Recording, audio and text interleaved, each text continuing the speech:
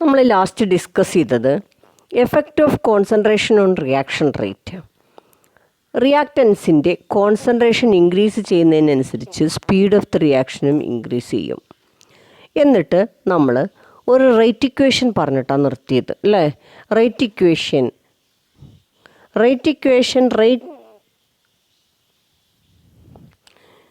rate of the reaction rate is equal to K into concentration of A to the power X and concentration of B to the power Y എന്ന് പറഞ്ഞ് നമ്മൾ wind up ചെയ്തു.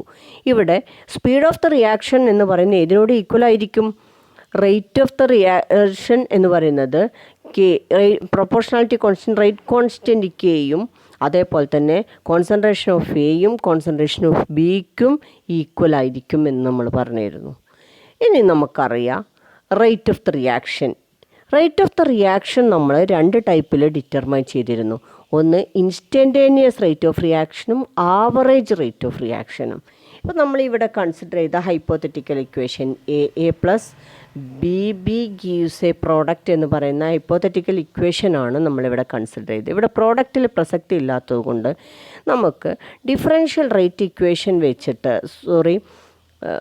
നമ്മൾ instantaneous rate of reaction വെച്ചിട്ട് നമുക്കിതിൻ്റെ rate എങ്ങനെ എഴുതിയിരുന്നു, നമ്മൾ എങ്ങനെ എഴുതുക, -1/A into d of concentration of A divided by d t എന്ന് എഴുതിയിരുന്നു അല്ലേ. എന്താ d A divided by d t എന്ന് പറയുന്നത്? Differential of concentration of A divided by d t എന്നെഴുതി. ഇതാണ് നമ്മൾ instantaneous rate of reaction find out ചെയ്തിരുന്നത്. ഇവിടെ ഈ 1/A എന്നുള്ള ടേമിന് പ്രസക്തിയില്ല. കാരണം നമ്മൾ പറഞ്ഞ these rate equation containing the concentration terms having some powers. These powers are not equal to the stoichiometric coefficient A and B. These x and y are experimentally determined value. Therefore, rate of the reaction is equal to minus of dA divided by dt എന്നെഴുതി കൂടെ നമുക്ക് instantaneous rate of റിയാക്ഷനിലാവുമ്പോൾ അപ്പം നമ്മൾ അത് ഇക്വേഷനിലേക്ക് കൊണ്ടുവരിക. ആ ഇക്വേഷനിലേക്ക് കൊണ്ടുവരുമ്പോൾ നമ്മുടെ equation എങ്ങനെ വരിക? -DA divided by d t, അല്ലെങ്കിൽ ഡി ബി എഴുതാം. നമ്മളിവിടെ ഡി ആണ് എഴുതുന്നത്. DA divided by d t is equal to k into concentration of A to the power x and concentration of B to the power y എന്നായിട്ട് നമുക്ക് ഈ ഇക്വേഷനെ change ചെയ്യാൻ പറ്റും. This equation is in form of a differential equation. ഡിഫറൻഷിയേഷനും ഇൻ്റഗ്രേഷനും ഉണ്ട്, നിങ്ങൾ പഠിക്കും അല്ലെങ്കിൽ പഠിച്ചിട്ടുണ്ടാവും ഈ മാത്തമാറ്റിക്സിലുള്ള. അപ്പോൾ ഈ ഡിഫറൻഷ്യൽ ഇക്വേഷൻ്റെ d/dt എന്നുള്ള ടേമിലുള്ള ഡിഫറൻഷ്യൽ ഇക്വേഷൻ്റെ ടേമിലായതുകൊണ്ട് ഇതിനെ പറയുന്ന പേരാണ് ഡിഫറൻഷ്യൽ റേറ്റ് ഇക്വേഷൻ എന്ന് പറയും.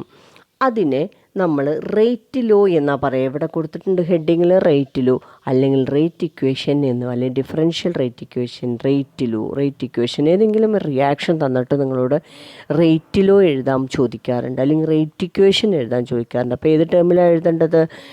d/dt എന്നുള്ള ടേമിലാണ് നമ്മൾ ഈ റേറ്റ് ഇക്വേഷൻ എഴുതേണ്ടത്. അപ്പം നമുക്ക് ഈ റേറ്റ് ലോ ഡിഫൈൻ ചെയ്യണം.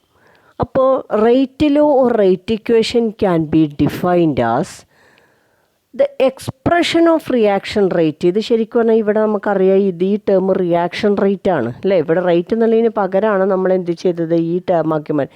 It is the expression of reaction rate in terms of molar concentration of the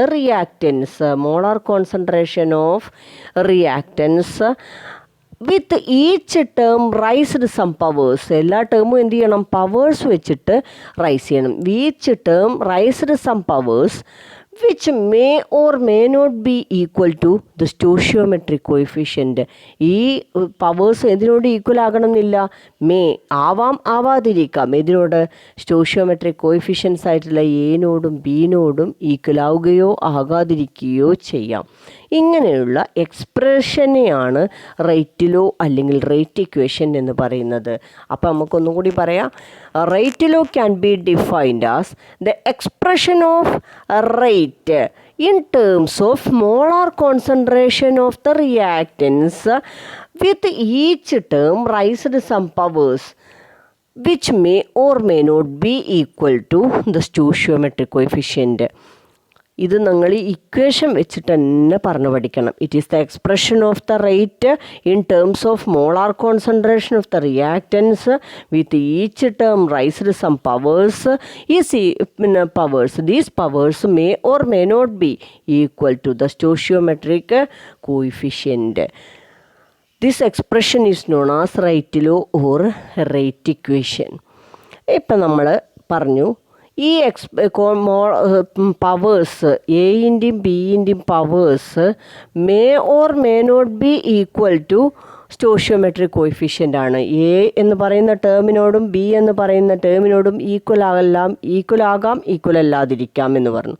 ഇനി നമുക്ക് കുറച്ച് റേറ്റ് ഇക്വേഷൻസ് ജസ്റ്റ് ഇവിടെ എഴുതാം. അപ്പം നമുക്കതിന് എക്സാമ്പിൾസ് ഡിസ്കസ് ചെയ്യാം. അപ്പം നമുക്കതിന് മനസ്സിലാവും. First example 2NO + O2 gives 2NO2 എന്ന് പറയുന്ന ഒരു ഇക്വേഷൻ ഉണ്ട്.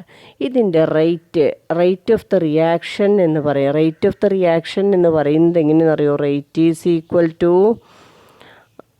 K into concentration of NO to the power 2 and O2. ഇങ്ങനെയാണ് ഇക്വേഷൻ. ഇപ്പം ഇതിൻ്റെ നോക്കി നോക്ക്. ഇവിടെ ഈ NOൻ്റെ പവർ 2 ആണ്, ഓൻ്റെ പവർ 1 ആണ്. ഇറ്റ് ഈസ് ഈക്വൽ ടു ഈ ഇക്വേഷനിൽ നോക്കുമ്പോൾ സ്റ്റോഷിയോമെട്രിക് കോയിഫിഷ്യൻറ്റിനോട് ഈക്വൽ ആണ് 2NO. ഇവിടെ പവർ എത്രയാണ്? 2. ഇനി ഓന് പവർ ഇല്ല, 1 ആണ്. അതുകൊണ്ട് ഇവിടെ power 1. It is equal to stoichiometric coefficient. ഇനി നെക്സ്റ്റ് വേറൊരു ഇക്വേഷൻ നോക്കാം.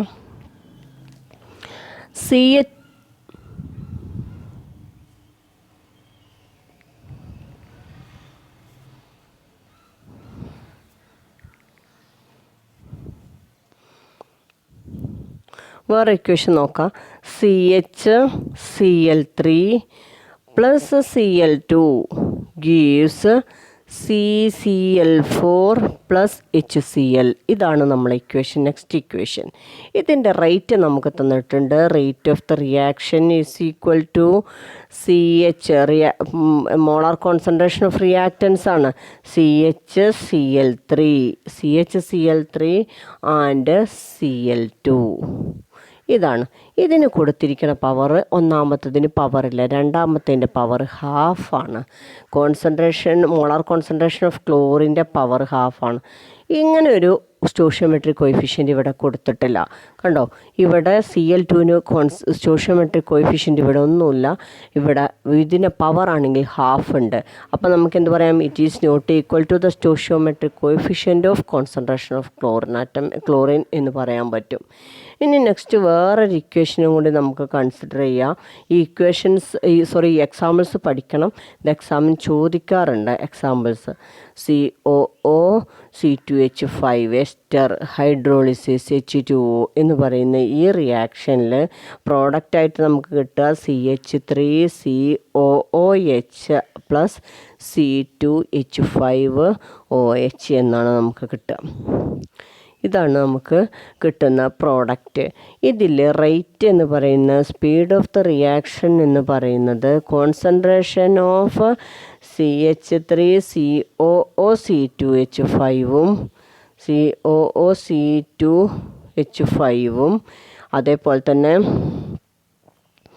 Rate is equal to concentration of CH3COOC2H5 into concentration of H2O. ഇങ്ങനെയാണ് കൊടുക്കുക.